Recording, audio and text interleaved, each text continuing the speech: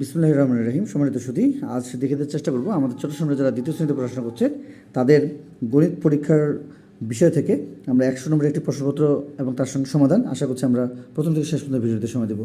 যারা আজকে ভিডিও প্রথম দেখছেন, যদি আজকে ভিডিওটি ভালো লেগে থাকে অবশ্যই চ্যানেলটি সাবস্ক্রাইব করে নেবেন পরবর্তী আপডেট পাওয়ার জন্য।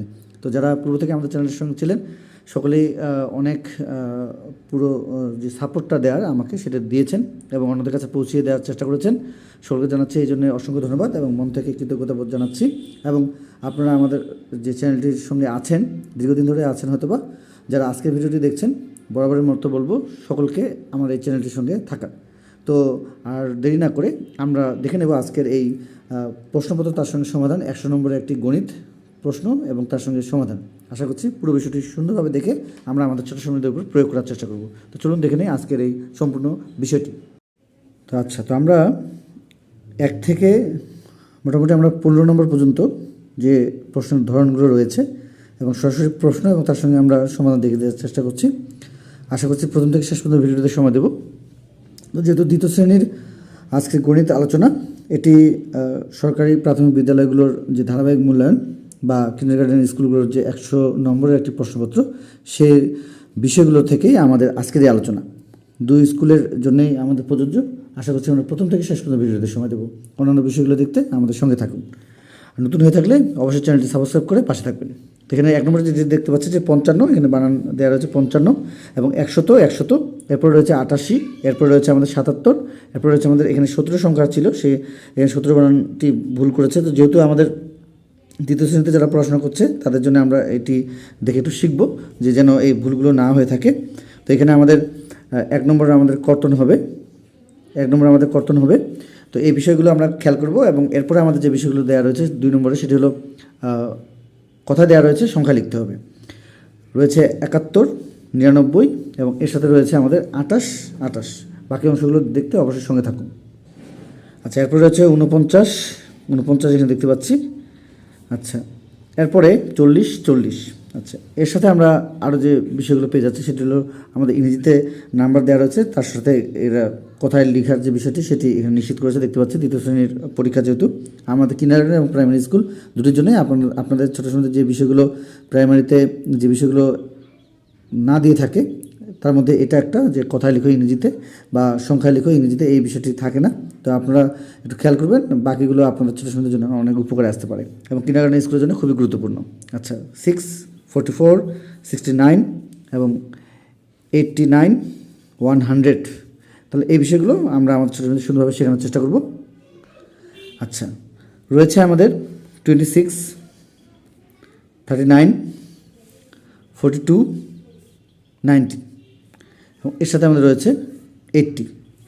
আচ্ছা, তার মানে আমরা এখানে কথা দেওয়া রয়েছে বা ওয়ার্ড দেওয়া রয়েছে, সে তার সাথে নাম্বার লিখতে বলা হয়েছে এবং এর সাথে আমাদের যে বিষয়টি দেওয়া রয়েছে সেটি হলো আমাদের রোমান সংখ্যা। এটি শুধুমাত্র কিন্ডারগার্টেনের জন্য, প্রাইমারি স্কুলের এটি বা এই বিষয়টি এসে থাকে না। তো আমরা কিন্ডারগার্টেনের যারা আজকে ভিডিওটি দেখছেন অবশ্যই গুরুত্বপূর্ণ এই বিষয়টি, রোমান সংখ্যা স্কুলে এসে থাকে 40, 32 এবং 23।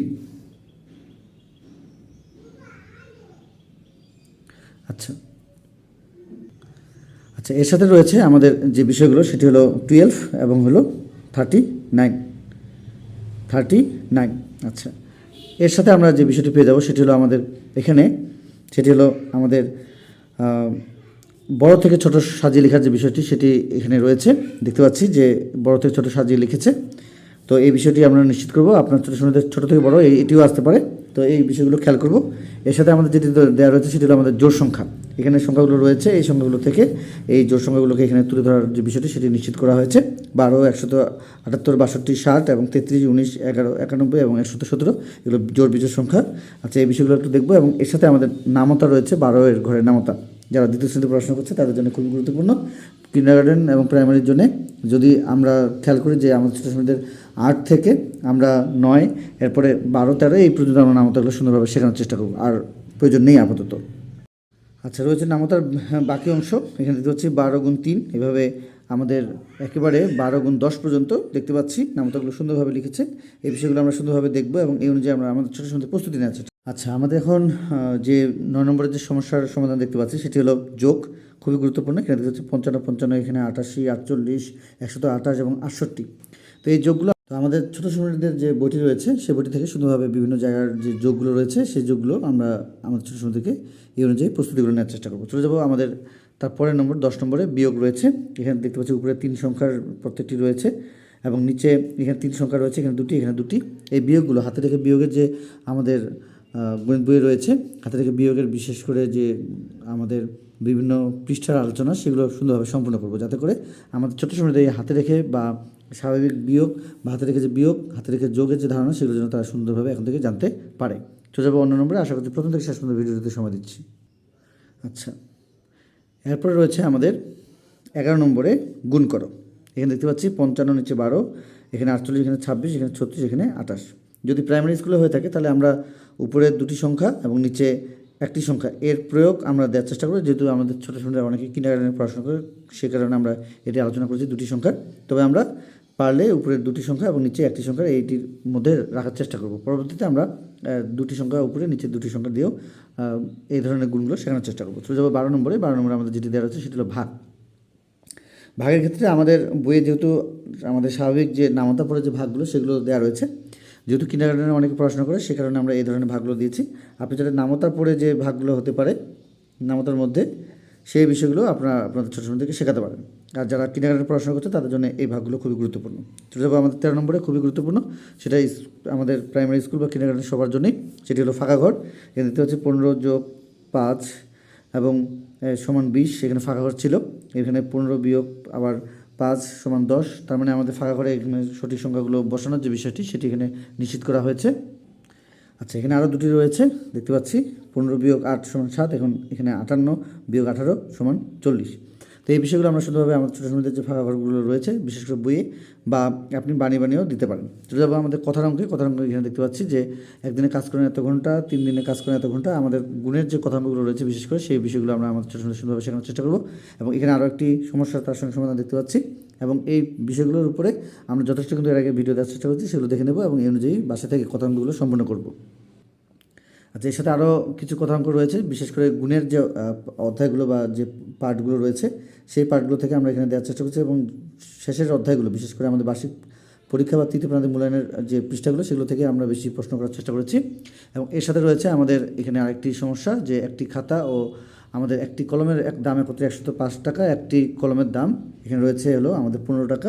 এটা আমাদের অবশ্যই একক, এর ঘরে একক, দশকের ঘরে দশক, এই বিষয়টি নিশ্চিত করতে হবে।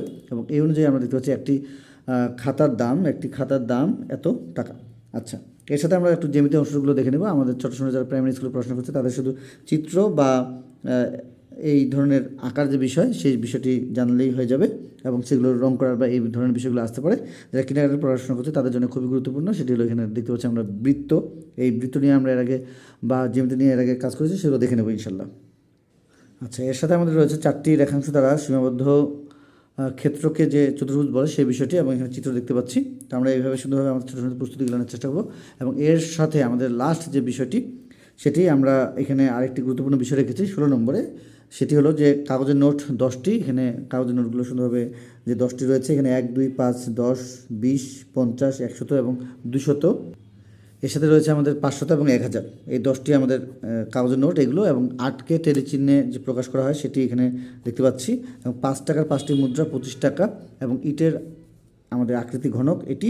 এবং প্রতিদিন 55 টাকা জমা করলে 7 দিনে হবে 385 টাকা। এই বিষয়গুলো তো আমরা দেখতে পেয়েছি যে আমাদের ছোটো সময় এখানে যারা আমাদের বিভিন্ন জন পরীক্ষা দিয়েছে তার মধ্যে যার খাতা সে হলো আমাদের সানা, সে এখানে পরীক্ষা দিয়েছে এবং সে এখানে 100-র মধ্যে 99 পেয়েছে। তো দেখে দেওয়ার চেষ্টা করছিলাম আজকে দ্বিতীয় শ্রেণীর একটি সরাসরি পরীক্ষার প্রশ্ন, তার সাথে আমরা দেখে দেওয়ার চেষ্টা করছিলাম 100 নম্বরের যে প্রশ্নটি এর সাথে আমাদের সমাধান। তো আজকে এই পর্যন্ত সকলে সুস্বাস্থ্য কামনা করে আজকের মতো শেষ করছি। খোদা হাফেজ।